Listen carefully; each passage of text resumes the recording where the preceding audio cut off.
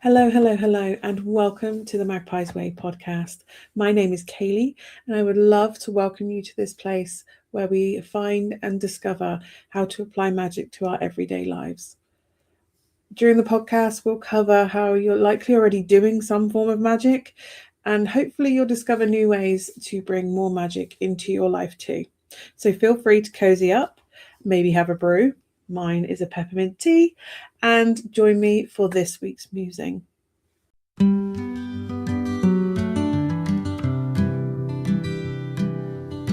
My guest for this episode is Natalie Huxley. Natalie is an incredible person. I've known her for about 5 years, I think. We met on the online spiritual groups. She has so much knowledge about plants and how to use them, folklore, magic. She's an incredible reader. I've had readings with Natalie, and she says things in the reading that are words that I've actually said that very day. There's very few readers that get me on the actual day. Some people get past versions of me, but Natalie gets me on the day, and it blows me away every time. They are so spot on. She's an incredible reader and medium. I did teach her tarot. She does mention that in the episode, but she was well away before she even came to my classes last year for tarot. So she's just an incredible human, and I cannot wait for you to hear our chat together. I find her fascinating. I would just like to mention she talks about a meditation experience that she has. There's no triggers in that. It's just that after the interview, Natalie asked that I remove the name of the person and where they were based in their living life. And that's out of respect for that person's followers and people that follow honor that person. So we have removed the name out of respect for them and the followers. So with that, let's introduce you to Natalie. Let's hear the chat with Natalie. I think you're really going to enjoy this one.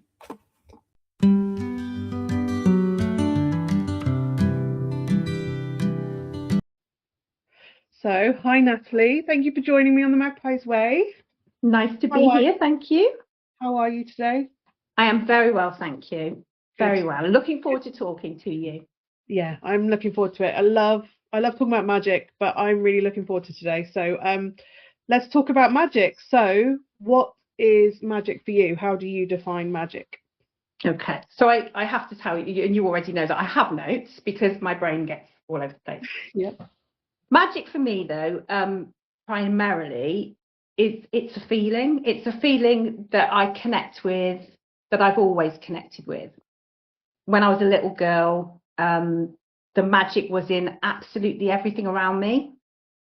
So I've never lost that feeling.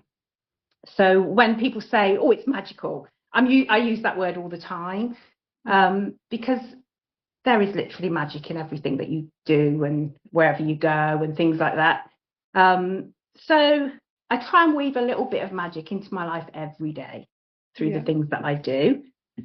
And I knew the questions that you were going to ask me, obviously, because that makes sense. The one thing as well that makes sense to me is that right now, the time that we're in, all this communication, it's like another layer, because as I was growing up, we didn't have that. We learned through books and stories, and there wasn't much about. Now we can communicate, and it is like magic because it's like the biggest gifts are being given. So all the questions that I had when I was younger that I could never find the answers to, I'm finding them. It's taken me till I'm in my 50s to start, sort of finally be able to talk about the things that I've wanted to talk about for ages. So the time we're in now feels very, very special. And because of the internet and because of things like YouTube, people are able to sort of see different things, talk to different people all around the world, join together. Some people meet, make things happen. So that to me is magic. I love that point of view, actually, of it being, because most people go, oh, the internet's ruined a lot of things. But like you, it's helped develop my practice. So Like, obviously Yeah. I studied tarot, but I always had books. And then when the Yeah. internet with all the tarot forums came in, you learn all these different things, and you Yeah. find things that you wouldn't find in a book and other people's experiences. So yeah, I really like and appreciate you found magic in the internet, I because know. It's not a place I would expect to find magic no, because of the nature of it. But it's a new science, and science is moving on a bit. yeah, And I think that science and spirituality is connecting. There yeah, are people that are putting the two together, and because we can talk about it, people are giving each other new ideas and new perceptions and new ways to look at things. So that's another aspect that I find absolutely fascinating and magical. yeah, Nature's always been a huge one for me. Love my yeah. plants. I'm a gardener, a keen gardener. We moved because we wanted a bigger garden. Um, we always had a little garden, and we used to have an allotment. And now we have a little allotment at the top of the garden to make things Much easier. easier. Yeah, And I love to be out in nature, going for my little walks, taking the dog, walking by the river, yeah, speaking to the trees, hugging the trees, noticing all the plants and the animals. Um, the elements are a huge, huge influence for me with magic, because they all give you some other ingredient into magic. So the earth, obviously, with the gardening and the fact that everything springs from the earth, is yeah, amazing. The air, the breeze, how that breeze makes you feel, how it can lift your spirits, make you all excited if it's blowy and things like that. Obviously, the water is huge because it's cleansing, yeah, beautiful. You've got the sea, the rain, a lake. It just enhances everything in the world. The yeah, clouds, everything. I love that. And fire. Fire is like incredible. yeah. You get it naturally in nature. I love a good lightning storm. That's how I've got Love all the lightning. elements in, and that always like fires my energy up. I get so Yeah. excited if I think we're gonna have a thunderstorm that And I it will. clears everything. Oh, it's great. And Yeah. you can feel that energy buzzing in the air, can't you? And then it crashes and it bangs and it lashes. And I will literally go out and jump up and down. I'm so excited. My husband's going, get back in, because you're going to get. Struck. Yeah. Yeah, and then everything, like you said, everything's calm. And then all this beautiful green comes up from the earth, and Yes. everything's fresh. So the elements are very much part of what I do every day. Meditation, that's another thing that I find very, very magical. I've had the most magical experiences, I think, through meditation. Yeah. I've been sitting in meditation, and I've had entities coming to me and interacting with me, and it sounds fantastical and like unbelievable, but when I've looked up things, I've discovered that Yes. that's real, and that blew me away. Yeah. I can go into one of those if you want to. Yeah. Yeah. Go on So then. the one meditation that I really remember, and it did blow me away. I was just sitting quietly and just letting my mind drift. Yeah. And this apparition, I suppose, I don't know. I always see things visually in my mind's eye. Yes. And this gentleman comes in the yogi position. He was sat mirroring me. So I was sat Yeah. in my position, and he came in, and it was just like a faint outline, but I was very tuned into him. Yeah. And as he sort of swung around into my vision, the energy started pouring from his heart into me. Wow. And Yeah. I could feel everything. It was an incredible sensation. And then he got this ash, Yeah. and he blew it into my face and rubbed it all over my face.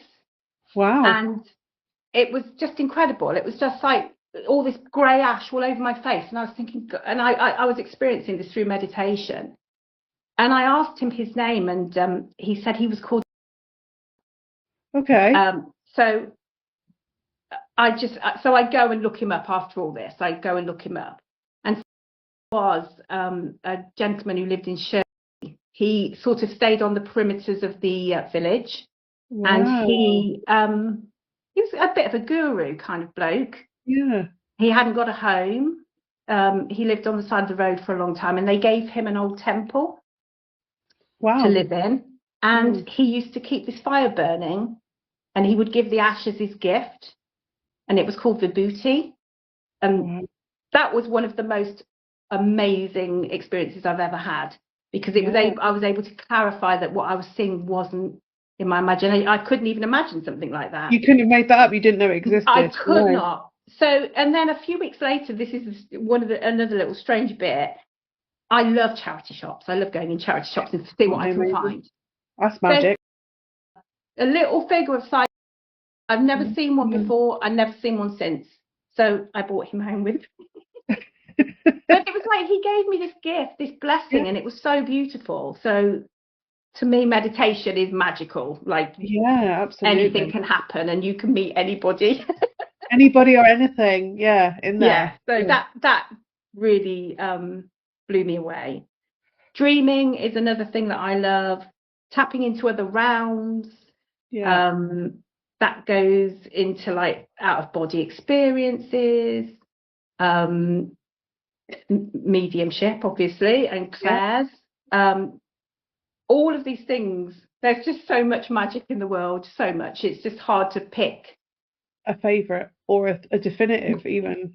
I don't even think I have a favorite. I love it all. And I just, like I said, I try and see magic in everything, even just sort of like cooking and doing everything, loving, being magic. It's all magic to me. I think, loving, being, seeing, just taking everything in. I think, we live in a world where everything is so insular. Especially with the internet, it has had that impact where people are in more than they're out, like that kind of thing. But I think getting outside of yourself in nature is really important. And feel that you actually do feel a connection when you get out there. It's and with other people as well, but with nature, you can feel the energy of nature and the elements, and it, in a way that teaches you that you are connected to everything, that you're not on your own. Yes. It's energy and vibration is in absolutely everything on this planet and out of this planet and all the realms.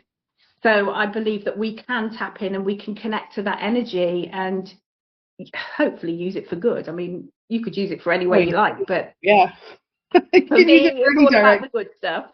I want all good stuff. Crystals. I love crystals.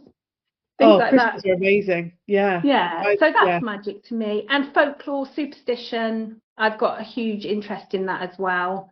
How our ancestors lived, how that affects who we are. Yes. Do we bring those traits in even if we've never met them and they were, way back in our history? Does that make sense to us? Do we have likenesses? I'd love a time machine. We do. I think we do, actually. And it's funny you say about the ancestral thing, because my great grandmother would look into the coals and say something would happen, like not the flames, the coal, like as they were embers. And she'd say, things will happen. Like she'd say things would happen and then they'd happen, like they would just happen. And it blew my dad away because he was raised by his grandma. And funnily enough, my dad's psychic, but he'll never tell you that he is. Like the phone would ring and he'd say, it's so and so, and you're like, what? And then you'd answer the phone and it was, but they'd never rung for like 3 years or something stupid like that. There was no way to know, but he would know. But no, psychics poo-poo. And so there are traits, I think, that come down.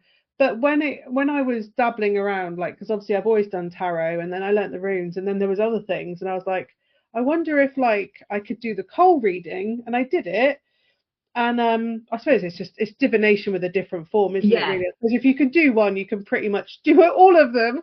But I did this thing, and I said to, I think it was Alison, who was on the other podcast, I said, this has come up and this has come up, and one of them was cosmic turd. Like there's a cosmic turd, and about 3 weeks later there was a live cosmic. It was Tina cosmic. I can't remember what her thing was called, but she's cosmic, and she was talking about this spiritual turd that she had, and I went, oh my god, it's the cosmic turd. It showed up. But there was never heard of that.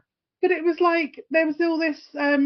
But yeah, there are things that I think we innately have within. It's in our bones. It's in our DNA. I believe that, and it's so for me. I've always lived in the same area. Yeah. My ancestors, a couple of generations have lived in this area, and then they've spread out around, mostly in the UK. And I don't know. I just feel that sometimes the very earth that I'm walking on, I connect with the people because I know that they worked and lived around here. Yes. And we've got ancient little pathways that they would have used. They haven't changed in hundreds of years. And just walking those same pathways, you feel connected to your ancestry, your people. And, you know, I walk by a little stream and I know that they would have walked by that stream on their way to work, or I just love all that. So like I collect stones, I'll pick stones up and think they might have trodden on that one. That's like magic to me. Bring the pebble home. Yeah, take the pebble home. I've got loads of it. All sorts of things. So yeah. I think there's echoes, like we leave footprints, energetic footprints. So it makes sense that if they're walking around and you're in that same place, you're going to pick up their echoes. Absolutely. Yeah, I think there's a connection, and finding that connection is really interesting, and sort of looking back as how their life was lived and how does that affect you, and are you making changes? Are you sort of healing their wounds now? Yes, the generational healing. Yeah, and I think that's so important that we learn lessons as our generations move forward. Hopefully. Hopefully, because a lot of people go, "Oh, I work with my ancestors" or whatever, and you do work with them. I'm not saying you don't, but when it comes to how I'm working now and my practice, there are things and beliefs that my ancestors had that I really do not believe and do not want to perpetuate going forward. So I have to keep that in mind. That they were raised in a very different era, or even like if I'm doing work in a feminine kind of role, how women were or saw themselves 100 years ago is very different to what we have lived now as a woman. So but equally there are gifts that come through as much as there are traumas as well, or generational stuff to heal.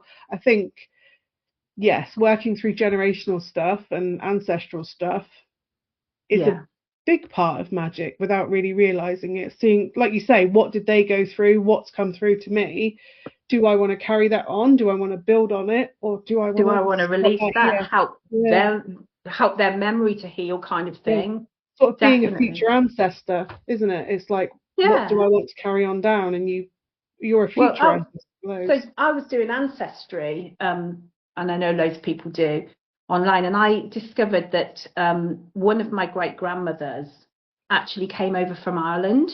Nobody in the family knew this, so nobody had ever mentioned it. And when I was asking questions, no, they didn't know. But she had come across from Dublin at the age of 15 in the 1900 with child. Right. Yes. And I know she would have gone through hell. Yeah. And then she ended up in London in some home for unmarried mothers. And you can imagine how awful that would have been. Yeah. And I did ask my father about her, and he remembered her, and he said, oh, she was a weird woman and she was very strange. And I thought, well, I bet she was. All the things that she'd have gone through. She'd have had a child taken off her. Oh my God. She'd have had a child taken off her. She would have had nothing, no money. Finding work in service in London, I would imagine. Then she meets my old grandfather, who, several generations back, and then they come here. And I think I may have perhaps been in a company when I was a tiny baby, but I would obviously never remembered that. No. But her story really touched me, that she'd have gone through all that. So much so that I had my tattoos, the Triskel, for her, because I thought of her strength. So when I was going through some real major, like, just anxiety and stuff, I had that tattoo because I thought if she can get through that, I can get through I can do that too. Yeah. So I had my tattoo, and that was my focus thing. I thought when I'm panicking and I'm going through these panic attacks, I'm going to look at that and remember what she's been through, and it's nothing compared to that. So Yeah, I That's did what I that. did when my kids were little, because I had 3 under 3. That was a lot. And I Oh used to God. get stressed. It was a lot. I'd change all 3, so I only have to remember one time because of the brain I have as well. But it was like I would get really stressed. And then I remembered that my nan had 6 children, and she had one set of twins, my mum and her sister. Then she had another set of twins, 2 boys within 3 years. So she had at that point a 7 or 10-year-old and a 13-year-old as well, or something, or a 14-year-old. My Oh my auntie, and then my gosh. auntie had a baby. So she had all these children in her house, and I'm like, she didn't crack. Like if she could do that, I could do my piddly 3. Do you know what I Yeah, mean? hopefully Like they give us. I always yeah, think, hopefully they've given us a little bit of their inner strength that we can yeah, carry forward yeah. and use That it in our inner life. grit that we need sometimes. You're like, if she can do it, I can do it. Like it's in me to be able to do that. Yeah, yeah, Yeah, definitely. We've got blood. We've got their blood in us. in our We have to veins. remember that.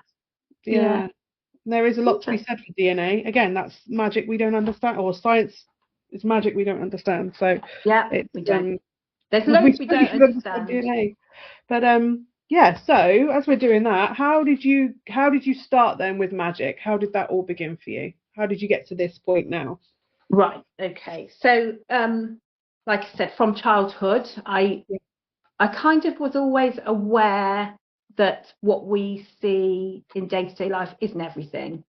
I Mm, always had that feeling. Um, and I spent a lot of time at my grandparents' house. yeah. And they were just a regular couple. They were in the services when they were younger, and then they Yeah. settled in our hometown now. And Grampy would go out to work and Grandma would be at home. Yeah. And I would spend a lot of time there because my mom had to work. She had to be out of Yeah. the house. So I was lucky enough to be with my grandma, who was a very spiritual, beautiful woman. And I have got a little photo of her. Oh, And I she's keep gorgeous. her. So her Beautiful. name was Sylvia. And she was just so nurturing and kind and lovely. Yeah. So I would spend time with her, and we would talk, and she would read us stories, and it was a safe place. It was a lovely place to be. Yeah. Very simple. They didn't have a lot, Lovely. like we adorn our homes now. She had Yeah. next to nothing, but it always felt so magical in there. And there was Yeah. always the smell of cooking. She'd be cooking and baking, and she'd have jars of like all the different ingredients all labeled neatly in the kitchen. And that to me was magical. I That's would like a just little witch's stand. kitchen. Yeah, it was like an Yeah. apothecary. And I used to look, and I used to say, "Oh, Grandma, can I have a spoon of the demerara sugar?" Which is probably why I've got really bad teeth now. But she did, and then she would show me how to cook, and that was kind of like infusing the magic of love into the cooking because she was so loving and kind. Yeah. So she'd do that, and then in the afternoons we would sit on the little sofa, and she'd get a book out, and I always used to ask for the children's Bible. Don't ask Okay. me why. She was kind of religious. She liked the church, Yeah. but she was more spiritual, definitely, rather than Yeah. religious.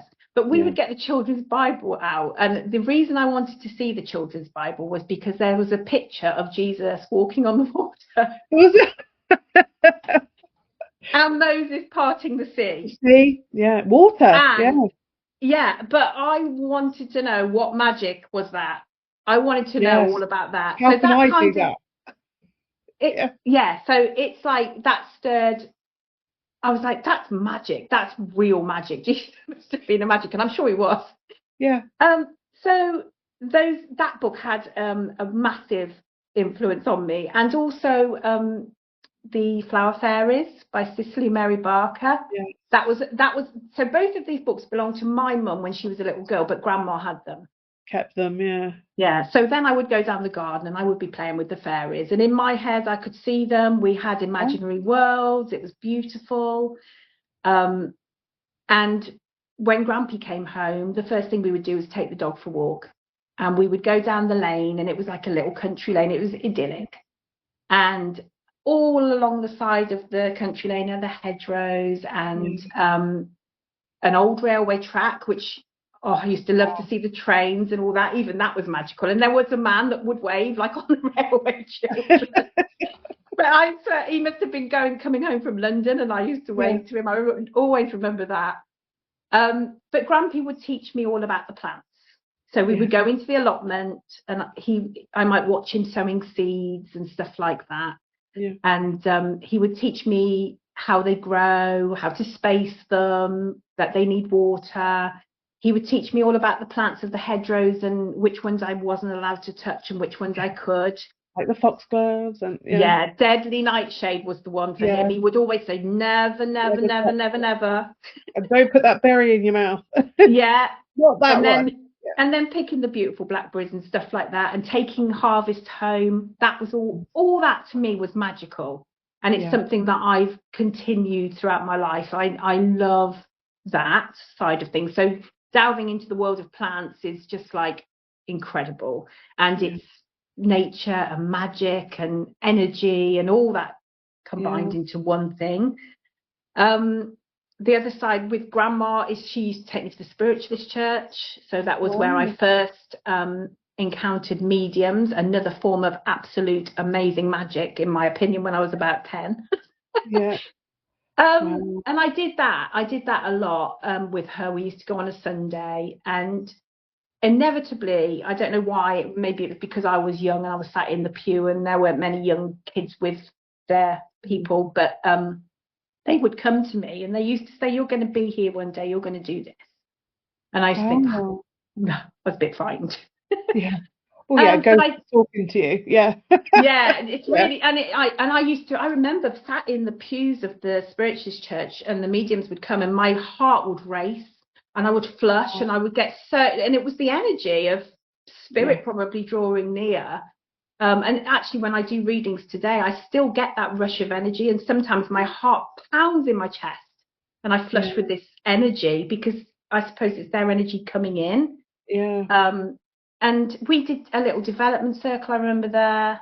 And one of the most, I suppose, the first things I noticed for myself was that I had to put my hands on this lady. They said, stand behind the people who were sitting in a circle in the chair, put your hands on them and tell me what you see. So it was this guy that they brought in to do this healing circle or something. And I put my hands on this lady, and immediately I was transported to her living room.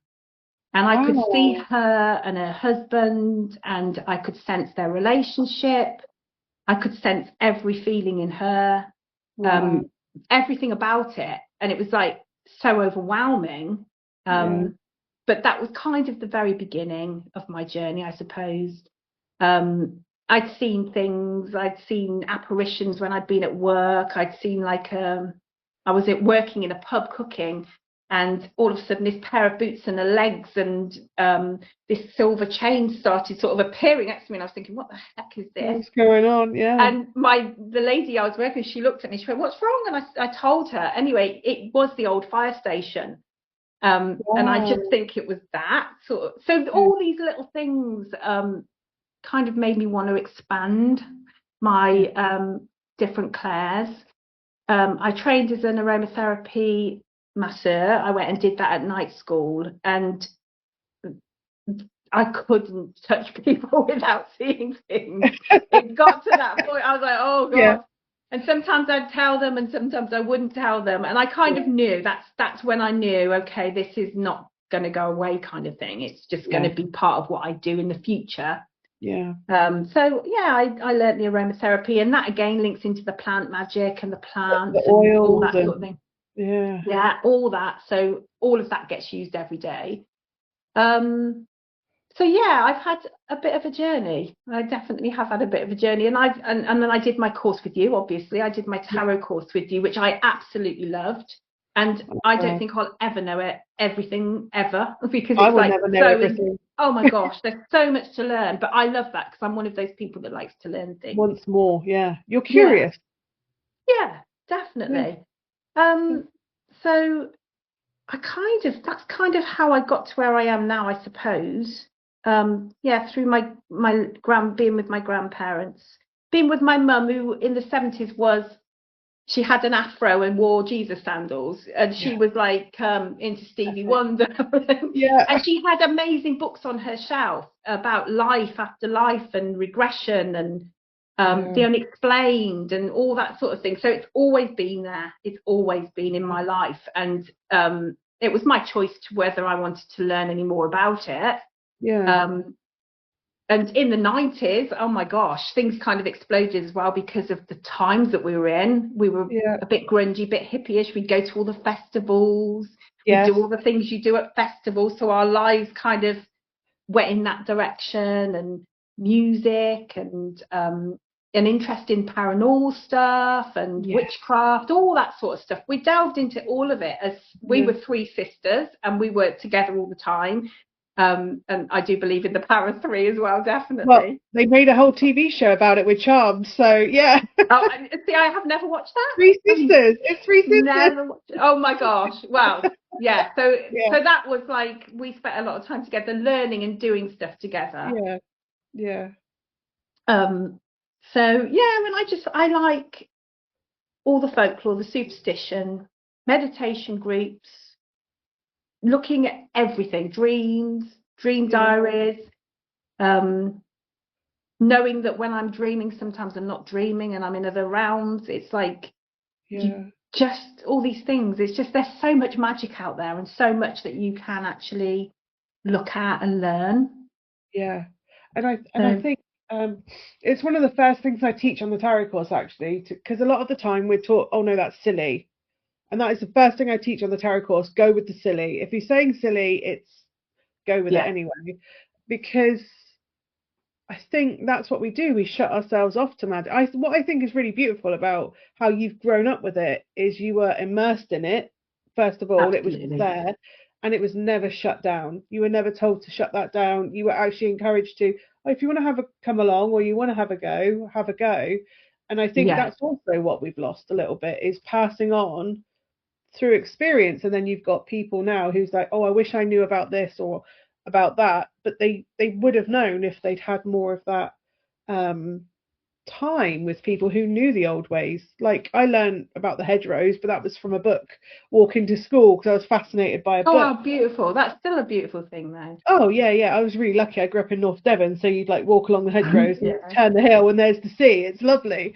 But I think we have, like, but even then I didn't carry that on into my teens. I didn't, and it wasn't like a thing that happened. We had other things we did with my family that were equally beneficial. But I think that connection to everything around us, looking outside of ourselves, can actually pull us out. Like, when, especially, I don't know how you feel, but when I'm anxious, if I go outside and look outside in the world, Oh, so much better. it pulls me out of myself. I'm so much Yeah, better.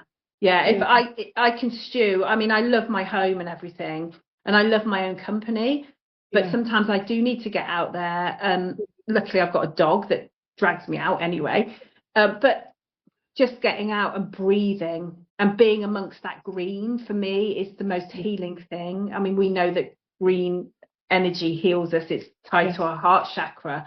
And you can feel that straight away. And then you encounter things like beautiful birds, don't you, out in the garden and stuff yes. like that. And then I'll find myself watching the birds. And we've had red kites flying over our house Oh, recently. incredible.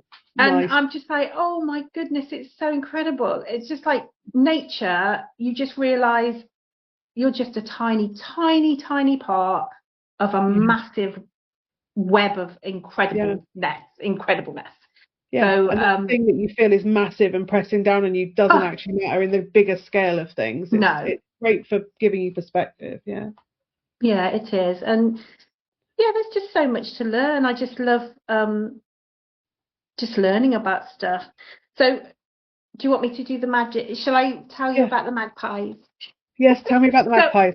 I have like a beautiful love of the corvid family. Yes. So all of the birds, the crows and the ravens and the jackdaws are hysterical. I've I always love. loved the jackdaws, Yeah. and even the little starlings.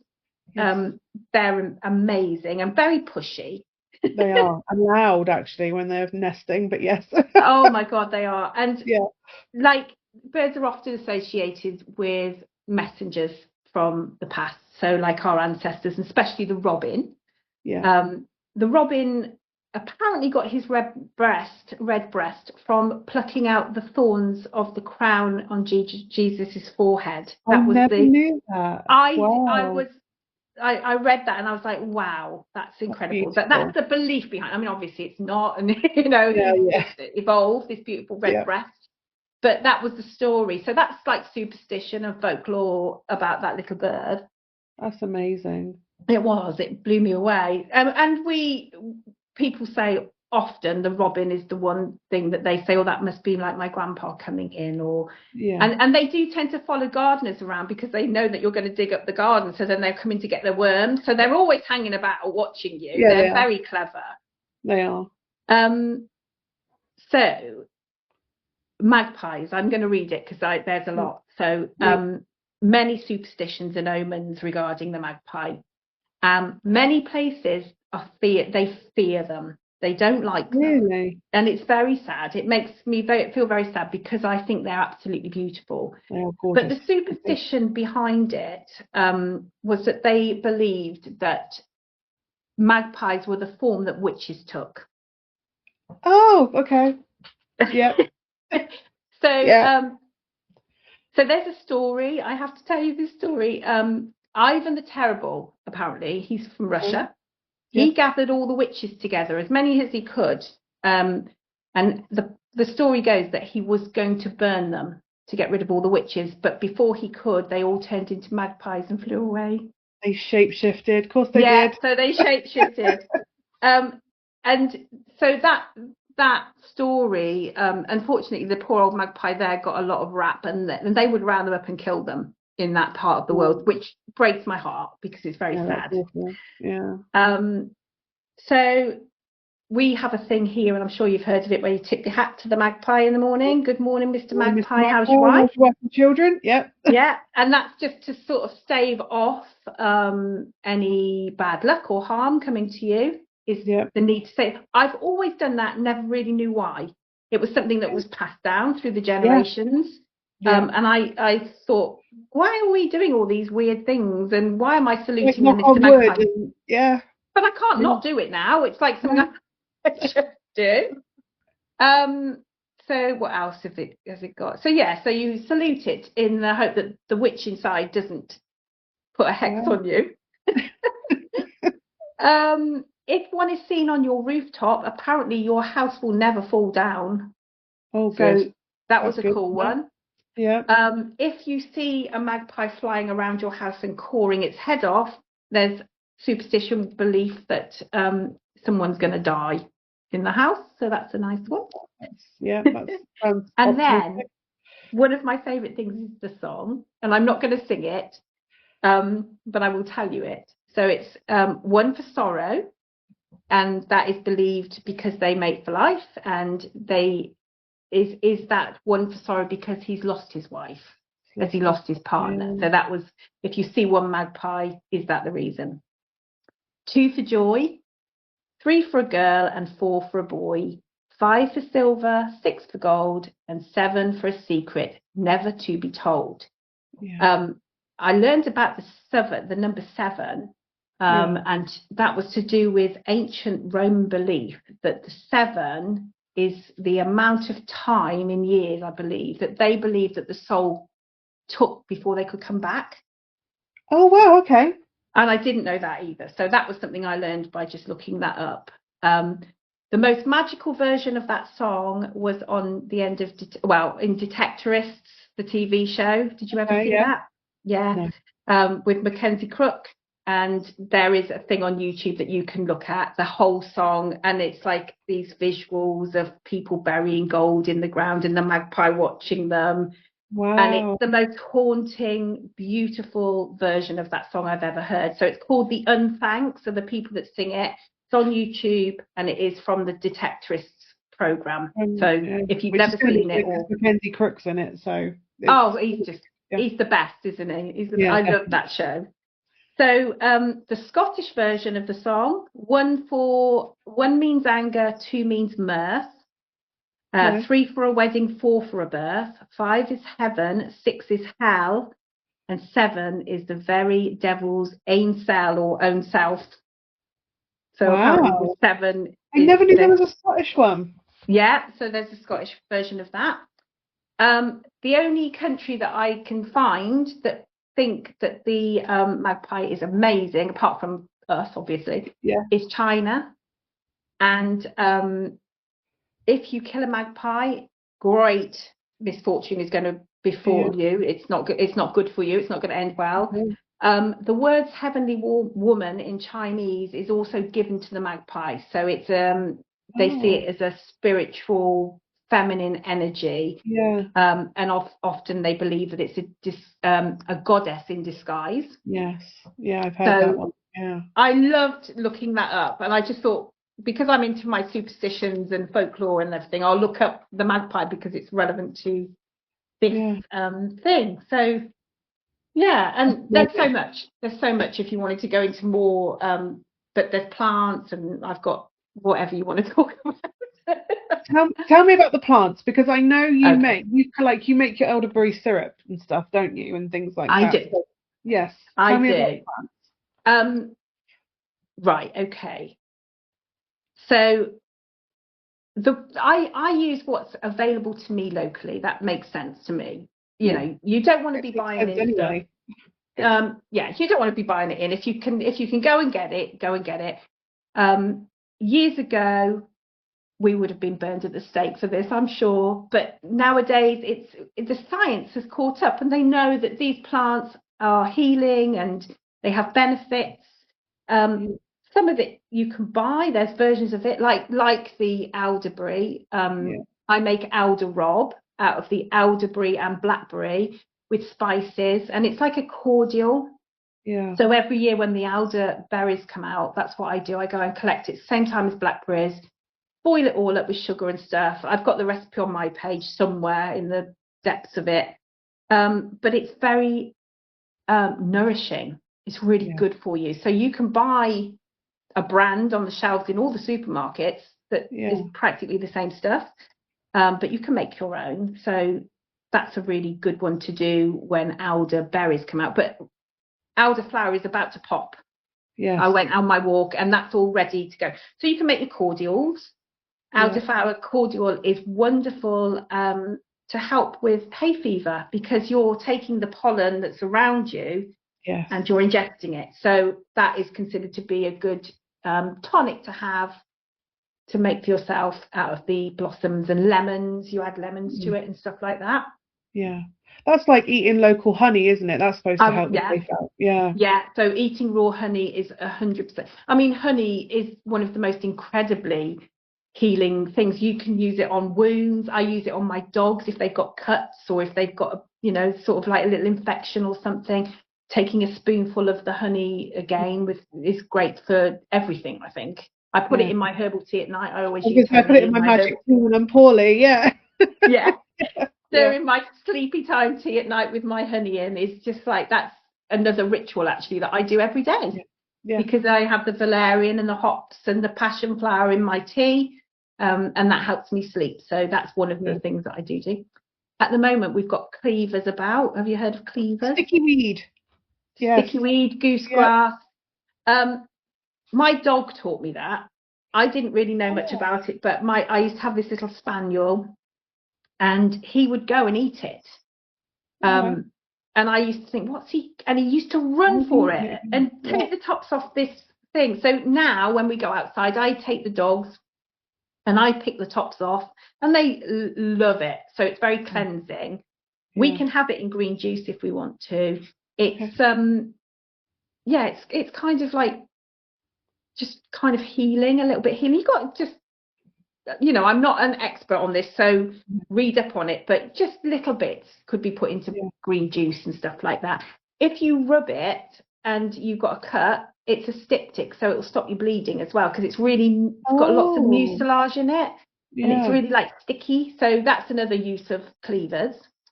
It's a diuretic apparently, so it's going to help you go for a wee, the same as a dandelion. So we all know about the dandelions. That used to be called pissabed. So it used to be called pissabeds, and because it's a diuretic, very cleansing for the liver and balancing. Tea, you can make dandelion tea. You can do it with fresh leaves, or you could dry them up and just use a little bit. You can also eat the young leaves in salad. Yes, So the you can do that now. stuff. Yeah. It's free, it's out there. You might not want too much of it because it's really sour and bitter, and Yeah, that's why you're better with the younger leaves, isn't it? Because they're yeah, still quite even them sweet though, rather they're just like I do than find them a little bit, but they're okay. You can use flowers in your salad, so like the viola, the little yeah. violets, the heartsease, rose petals. Yeah. You can use those. Nasturtium. Yeah, nasturtium, yeah, Yeah. definitely. And you can pickle. Can you pickle the little, I you think know, when it makes the seed think at the so. end? I think you Yeah. can pickle those, and you can make that into like a pickle or put something in there. Yeah. A little bit like capers, I believe that one. Yeah. The daisies crushed are good on boils, apparently. Oh, amazing. The little leaves of those. Yeah. It's called Bellus perennis, but it used to be called bruisewort. So Okay. it's used for bruises and stuff, apparently. So that's really interesting. And that stuff everywhere. Dandelions and daisies, they're all around. Yeah. The other thing I use is willow. Yeah. So willow bark is nature's aspirin. Yeah. But the way I use it every day is for my budgies. Really? Yeah. So my budgie he was really under the weather, and I went and picked some willow with all the leaves, and he loved to strip the leaves and the bark. And I just really think that really helped him. But it was part of the old apothecary. People would have used willow bark Yeah. because that was like taking a paracetamol to them Yeah. years ago. The one thing that I do make most years is the plantain balm, and that's probably the one that you were asking about, because so plantain, there's two different sorts. There's longifolia, which is the long sword-like plantain leaf, Yeah. and there is a big, kind of like a big circular leaf, which is the grand, I think, plantain. I can't remember, but I think it's grandifolia. Yeah. So I pick those big fat leaves when they're out in season, when they're clean. You know, you don't want to pick it where dogs have been. I peed on them. And then I hang them up in bunches and dry them. Yeah. And then I infuse oil. So I usually use olive oil or a mix of blend of oils. And I infuse that plantain in there. Yeah. And then I mix that with beeswax and other things, and I make my own salve. So it's a plantain salve. It's fantastic for like cuts and spots and dry skin, you know, gardener's hands, that sort of thing. So that's something I do every year, as well as the calendula oil. So I infuse calendula petals, just like the petals from the calendula, and I infuse that in oil, and I combine that into the balm as well. Or you could use that oil just as a body thing. You have to be careful with when you make things like this. You've got to be really careful that there's not too much moisture, because it can go a bit. So you've got to be really careful and do it properly and take your time and things like that. Stinging nettle, an obvious one, but soups, I make a beautiful stinging nettle and watercress soup with Stilton, is one of my favourites. Oh, mate, that sounds delicious. It's so nice, honestly. And even my husband, it's bright green, but I'll say, do you want some, you know, nettle soup? And he's like, yeah, I do. And then we make little scones with garlic chives that we've picked as well, and we put that in it. So it's like eating local food, eating the food that's around you, using all that. And then there's the mint. So we've got mint, rosemary, sage, and thyme. I've written just a few out for you. But these are things that everybody pretty much has or can get. So mint tea, obviously, or cooking with it, or using it as a sauce. It helps flatulence. Amazing. That's why I always have it on my roast. Yeah, so we're sorted. We can have mint, and it can also help with a bit of nausea as well. So that's a good one. Mint tea. I mean, you can buy mint tea bags. It's easy. You know, just do it and use that. Rosemary was always used as a scalp tonic and a hair tonic. I add it to my bath sometimes. And the other way that people can use it, so students, when they're taking exams, they can have a sprig of rosemary because it helps memory, because it's memory, remembering. Yeah, so it does like the limbic system. It all ties in, and it's like, oh yeah, I remember that now because I've had a sniff of rosemary. Sage, I grow my own sage. I do burn it, my own, because it's mine. Not white sage, local sage. Yeah. No, just my normal Yeah. sage. I tend to make things and burn it with like my own herbs, like and lavender and stuff like that, just to cleanse Yeah. my own space, my own home. It's Yeah. a beautiful perfume. It's different, but I use that as well as my incense sticks and stuff. Yeah. But sage is really good to help increase appetite. So if you're feeling a bit crappy. Yeah. So I suppose with sage and onion stuffing, they must have known that. I don't know, but they used to fill their chicken carcasses with it, didn't they, and things like that. Yeah. So I still do that, make stuffing and put sage in it. And then thyme is always been associated with helping coughs and colds. Yeah. It's also good for gastritis and dyspepsia.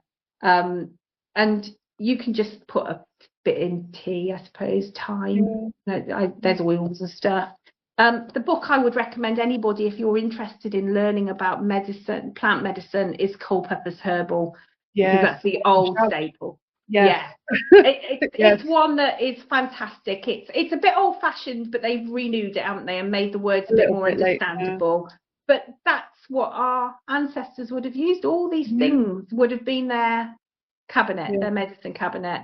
And they knew what was good for them and what wasn't good for them. So obviously the deadly nightshade, don't ever touch that. That's a trope of belladonna. Don't touch that stuff. That's not good.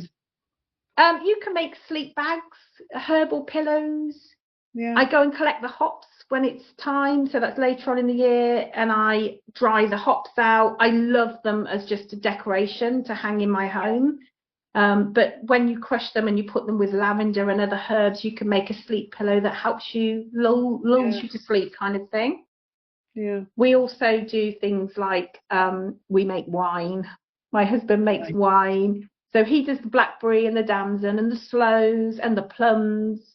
We make chutneys with the garlic and the apples and the chili peppers. We make cider sometimes with apples. And the other thing I've recently found that is growing right by me, and you would never think you just wouldn't know about it. But I found it and I thought, right, I'm going to look up what is this.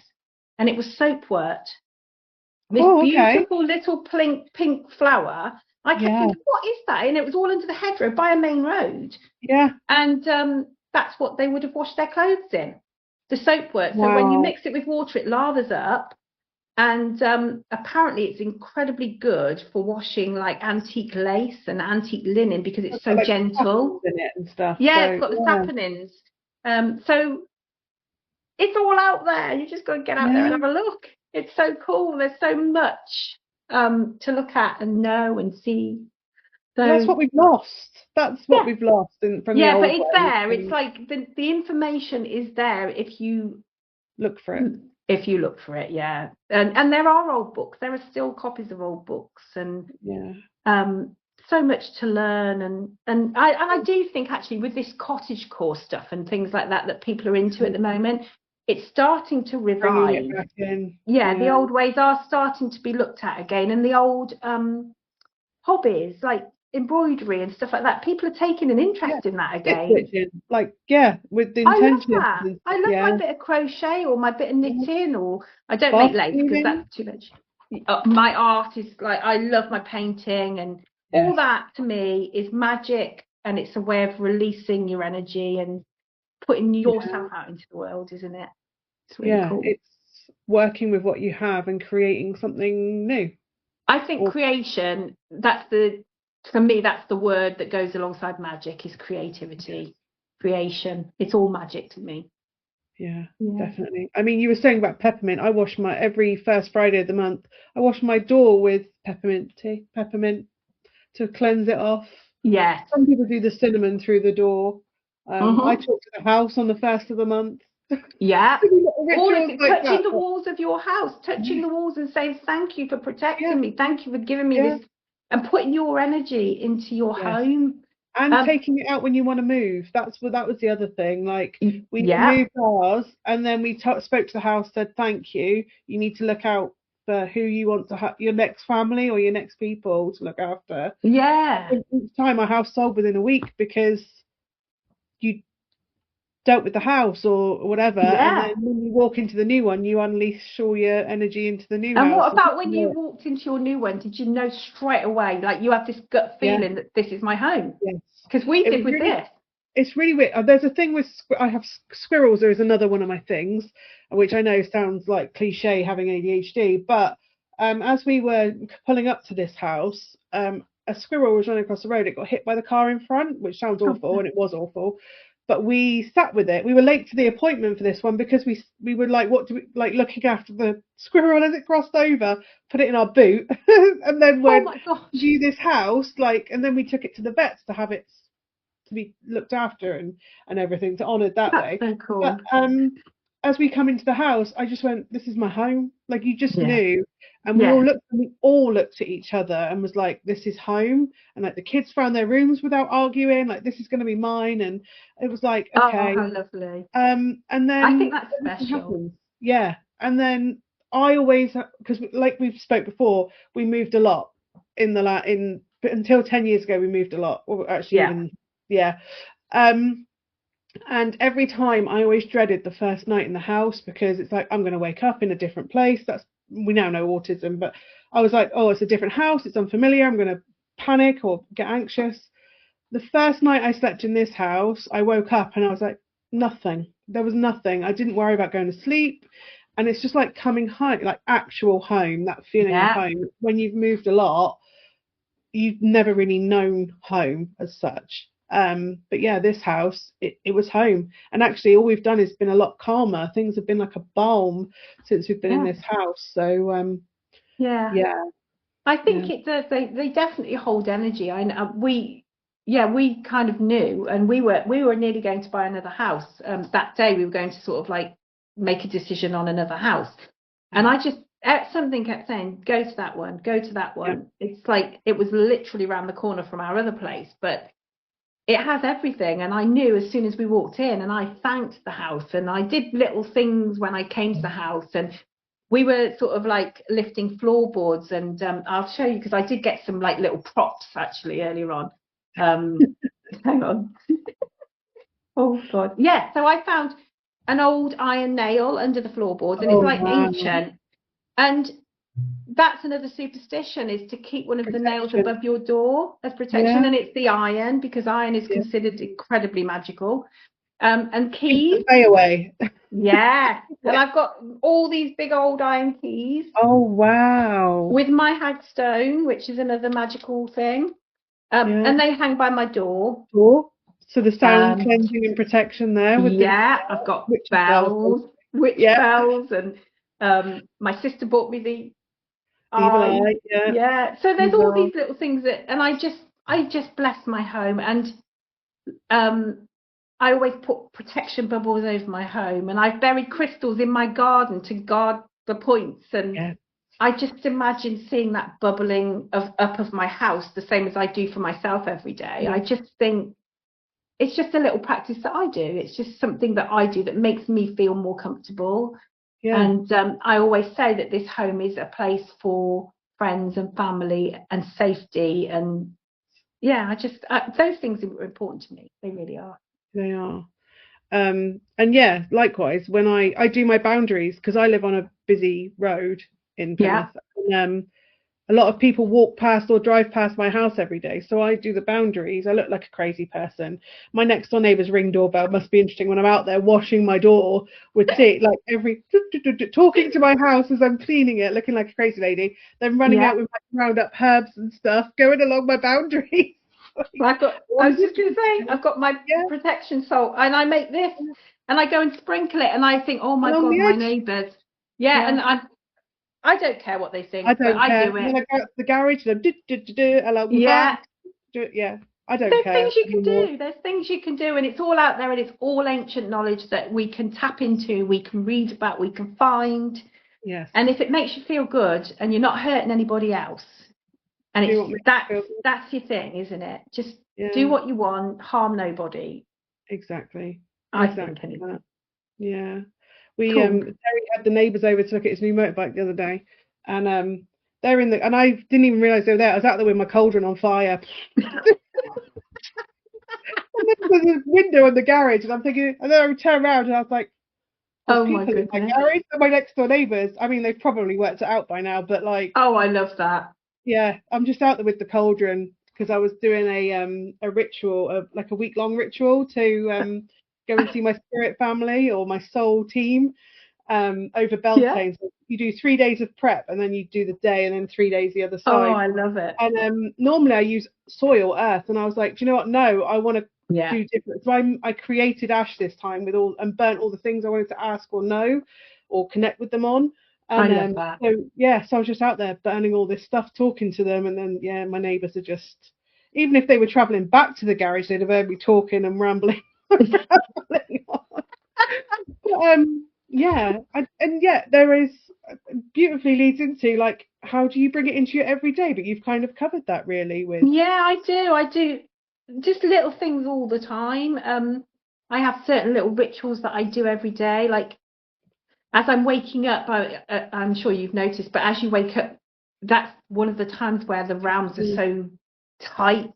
Like I can hear voices and I get tail ends of things, and then I wake up and then I set my intention for my day. Before I put my foot on the ground, I say to myself, right, today I want to achieve this, or I don't always achieve it, but I put the intention out you there. intended to. I do. And then Yeah. like even in the shower, we've talked about that, I know, and bathing and stuff like that. It's about the cleansing and the bubbling up, and I've got to go out and people, so I feel a little bit vulnerable, so I put my little bit of protection around myself because that's for me. Even down to wearing my jewelry, I put my jewelry on with intention. I choose which stone I'm going to wear today. If I'm feeling really vulnerable, I've got a great big piece of black tourmaline. Do you stick it in your bra? No, it's massive. Oh. I honestly, I can't fit it in my bra. But I wear that, and when I want to work, I use my labradorite because that's my stone. Yeah. When I want to use my voice, I use the lapis. Yeah. All those things. There's so much you can bring in, and use. So crystals and herbs and plants and all sorts of stuff. And just words as well, because words, we call it spelling for a reason, don't we? Because absolutely, yes. And words are very powerful, and the words that we speak to ourselves are one of the most important. Don't put yourself down. Big yourself up. Be your own kind best to yourself. Yeah. Be kind to yourself. Be kind to other people. And that energy, my mum did teach me that. The energy you put out, you get back threefold. So make sure it's a good one. Make sure it's in. So you follow the intention threefold law, then you do follow that. Absolutely. Yeah, absolutely. Yeah, I do. I think that's I just believe that you should be free and be able to do what you want, believe what you want, and respect other people's thoughts and beliefs, and have that. And as long as you're not hurting anybody, then you should be good with yourself, I just feel that there's so much out there. And even if you don't believe in those things, like you had your child Bible, I'm not saying you don't believe in whatever. No, that was my mum's Bible, but it was just the pictures that I used to like. But I still am interested in all of those stories, because in those stories, and they are stories written by a man, but there is truth. Yes. There is some truth. Yeah, there's some truth. And the same with, I believe, all religions. There's some element of truth. It's just that it's been changed over time. They're all the same story, really. All the same story. Yeah, it is. Yeah. It's true. Yeah. So I don't have a religion. I don't follow a religion, but I live by my morals. I live by what I believe to be right and good.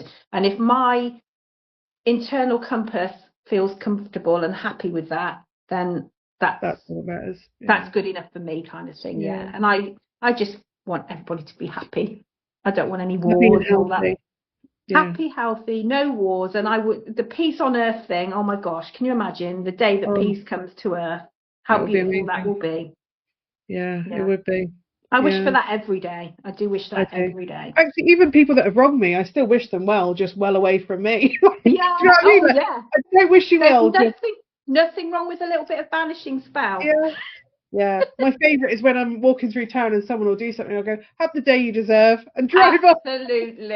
Absolutely. What is meant for them will come to them. Exactly. And I think that's what it is sometimes. It's just going, hey, Karma, then could you just put a tab on this one for a minute? Just Oh, keep an I eye. have seen it. I've seen karma instantaneously working. And Yeah. it's like, it's so gratifying because you think, because See, that's sometimes I good. don't believe in it. Sometimes I think, oh God, people get away with stuff all the time, but I have seen it firsthand, and it's like being, so Yeah. the energy does work, and energy and vibration, it's all interconnected. So Yeah. That is one thing my dad taught me, actually, was that every dog has its day, whatever that means. But yeah, every dog has its day, whether good or bad or whatever. But you yeah, know, you will have what you're supposed to have. Yeah. But yeah. cool. Thank you for coming and talking to me. It's been I hope amazing. it was enough. I hope. It's more than enough, and I could talk to you for days. And There's so me, I much. could talk to you. Yeah. Yeah. There's always so much that you can talk about. It's just there's a big world out there with lots of stuff in it, and you just got to take your pick, haven't you, and make yourself happy. And yeah, pick the bits that work for you, and and leave the rest. make your own little patchwork life of magic, like little bits. Yeah, definitely. It's been lovely. So I'm so grateful for you asking me to be on it as well. Oh, owe you a big time for coming and sitting with me. It's Not at been all. amazing. I love hearing about the plants and stories, and the fact that you got to grow up magical is just such a wonder. Honestly, it is. So It's just thank turned me you. into an old hippie. That's what it's done. Just turned me into some old hippie that's barefoot and wild hair. I want to be that when I grow up. I'm trying. I don't know if I'll give up the orange, but I will. Oh, I wouldn't. No, it suits you. I love the orange. It's great. My nan had orange hair. I think that's what I think. I remember once on a live, I dyed my hair pink, and someone said, your nan's behind you and she doesn't like your hair. And I went, it's got nothing to do with her. It's my hair. I'll do what I want. And she cut the feed. My internet went. And I was like, sorry, nan. She's I done like all the right. orange hair. She's done orange, funnily enough. But yeah, It she looks only had good. 2 grey bits there on the side of her head when she passed. I've got all the grey. I've got all the grey. Grey. I just cover it with the. I don't mind my grey anymore. I'm happy. I've never hated the grey, to be honest. I see it as my witchy hairs or. Yeah, and it's like hairs. you're getting older, and we don't all get the opportunity to get old. So the wrinkles, I will never be tempted to get Botox or lip fillers or anything, because my life tells a story, and it might be an ugly one at the end, but I don't care. But it was lived, and yeah. We have And I lived. like these ones because these are smiles. I like the quality. Yeah, these are coming in thick and fast now. Honestly, they really are. And these, just definition. Yeah, doesn't matter, does it? Amazing. Thank you so much. Well, thank you, Natalie. I appreciate it a lot. Thank you so much. No worries. Maybe we can do it again at some point. I would love that. I definitely would. Yeah, lovely. Thank you. Nice to see you.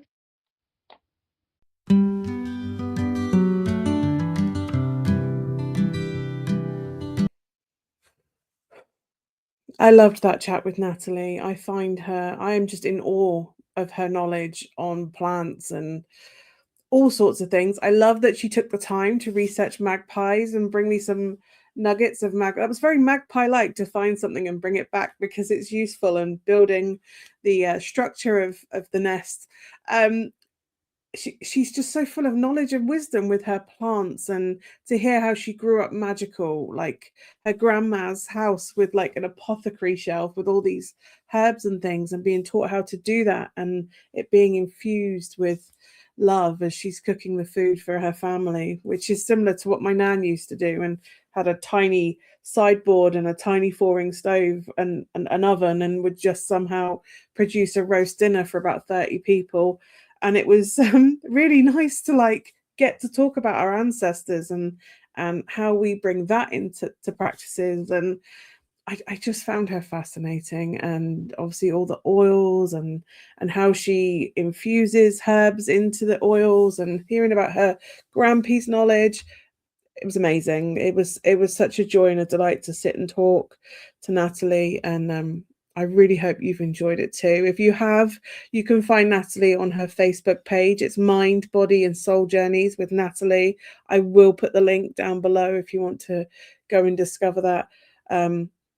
She's just fascinating. And yeah, I'm so glad she came and talked. So thank you, Natalie, for taking the time to come and chat with me. It was amazing. It was magical. And I want to thank all of you for staying and listening as well. If you've got this far, you've made it the whole way through, and I really appreciate it. Hopefully you will join me again for the next one. But until then, bye for now.